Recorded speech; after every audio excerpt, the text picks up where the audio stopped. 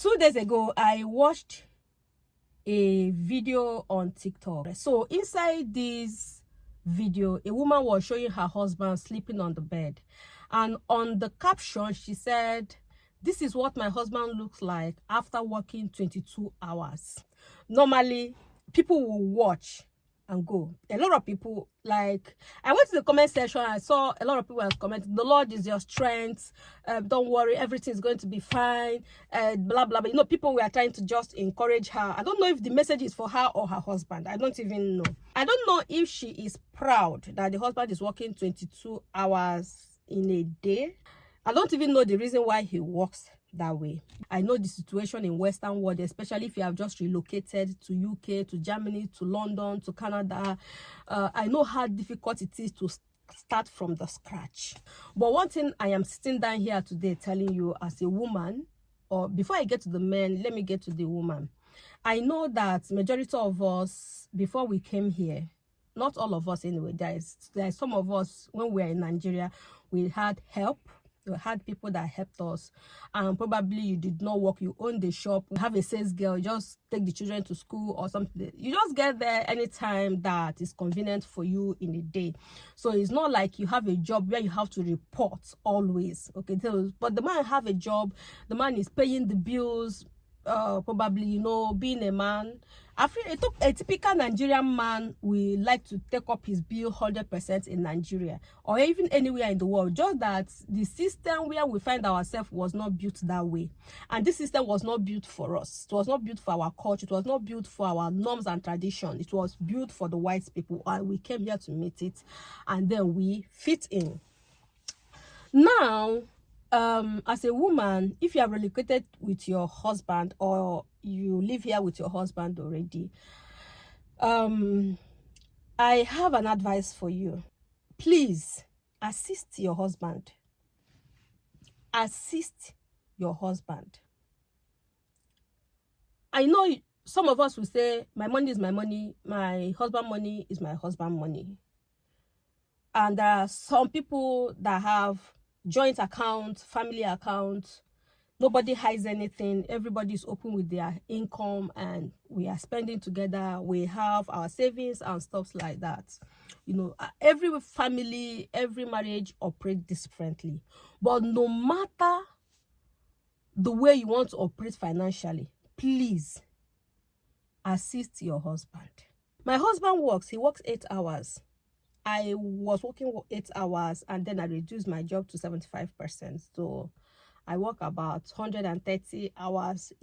Instead of 160 hours, I work about 129, 30 hours in a month. I still have other mini jobs that I do.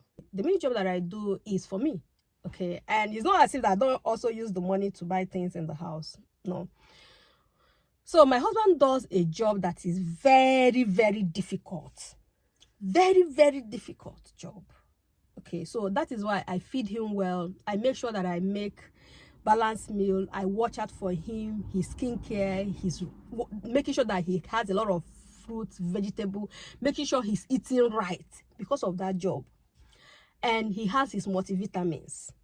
Sometime last year, we had a lot of challenges, financial challenges. My husband, they were in Kurzarbeit. They were not working the way they used to work anymore because their company was going through a lot of financial crisis as at that time. So they reduced their job, and my husband said, maybe I should just get a mini job. A mini job is another job, like 2 hours every day, or like 450 or 500 euro job every month. So he said, told me that he wants to look for that job. I said, no. I said, why? He said, if I don't look to the job, you know, now the family will suffer. The extended family, when they need something, will not be able to meet up. You know, if after paying all our bills here, we might not be able to have something. So I told him, I said, so you want to put your own life. I'm not saying that my husband is not a hustling spirit, doesn't have hustling spirit. That is not what I'm saying. If I leave him, he will work, but I will not do that because I have seen the result. I have seen people walk on the streets, collapse and die. I've seen people that slept, that went to work every day, they slept and they didn't work. Nobody even found. Some of them, they found out that it was stress in their brain, like blood ran into their brain, like different stories. I've heard, I have seen different stories. So and I don't want to be a widow. So I said, no, you're not going to do an extra job. Whatever it is that we earn it. Anybody that asks us for money, if we don't have, we tell the person we don't have. After paying our bills, we'll cut down in so many other things. So many things, we'll cut it off. If we used to eat this and that, you know, we'll cut them off gradually, small. We'll manage. But you're not going to do an extra job. So please, if you're a woman, assist your husband. Even if it's just 30 hours every week. Don't leave him to work 22 hours. Men, watch out for your life. Like, if you work 22 hours, you probably drive to work and 24 hours. In fact, you're already up. Because if you're working 22 hours, you have to get there, you have to take your bath, you have to eat. So probably that 24 hours is even more than 24 hours. You have been on your feet. You will die. You will die. You can die. You can stop breathing. Now, if you are doing all this job because you want to acquire property, you want to acquire car, you want to acquire earthly things, you will die and leave those things here. This is our house. There were people that built this house. The people that own this house, they were the first owners of this house. They have died and gone. We are living in it today. We are the one enjoying it today. Maybe in the next 50 years to come, we will not also be here. We will not also be here. We'll be gone. Another generation will live here. See, we all met the cars here. We met the houses here. I'm not saying to acquire properties, to do those, to live a comfortable life is not okay. Please, not at the detriment of your health. No matter what you want to meet up with. All those things. If you close your eyes, if you fall down and die. If you fall down and die, that is the end. Life will continue like it never existed. So for those of you that have just relocated to Germany, to Canada, to UK, to America, take life easy. Help each other. Sit down as a family, as husband and wife. Sit down. The priority first is for two of you to survive first.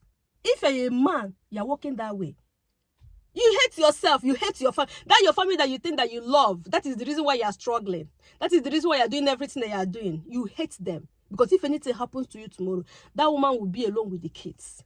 The kids will be without their father. You don't want that for yourself. Learn to take care of yourself.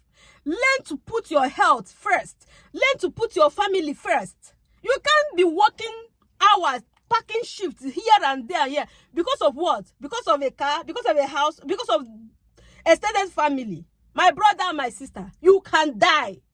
And nothing will happen. Nothing will change. Be careful. Let me tell you something.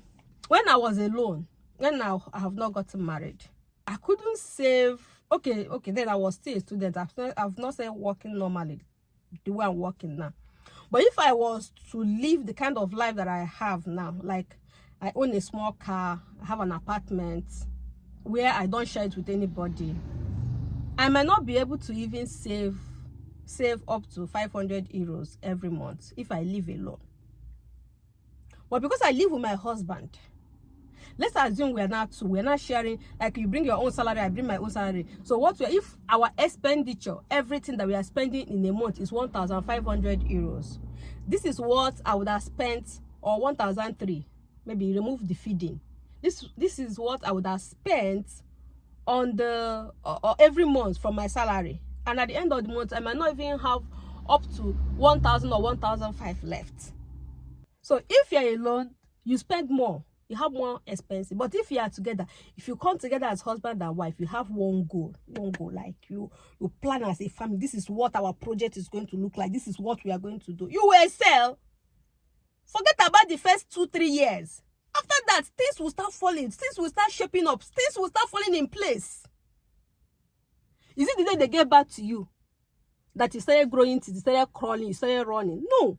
If you come to a country, just like someone that have just given a baby that have just been given birth to, the baby will learn how to to open their eyes, learn how to eat, learn how to cry, poo-poo, all those things. You know, the baby will grow gradually. That is literally how it is when you move into a new country. Don't look at those that have been there for 10 years. You want to be like them in the next 6 months. Hey, okay. You go peme, you go die. You feel die. Be careful. You guys will work as a team. Work as a team. No matter how the pressure is coming from Africa, no matter how they are pushing you guys, refuse. Refuse. Work as a team. One heart, one mind, one love. You see, you'll be happy. The woman will be happy. The children will be happy. The husband will be happy. Learn not to take that stress. What you can do, what you can afford to help, do it with joy in your heart. Do the one that you will do finish. You will not suffer. You will not be regret. You will not be saying, had I known, I wouldn't have. Look at this problem now. I don't know how to solve it. I hope this video is helpful to you. Thank you and see you next time. Bye.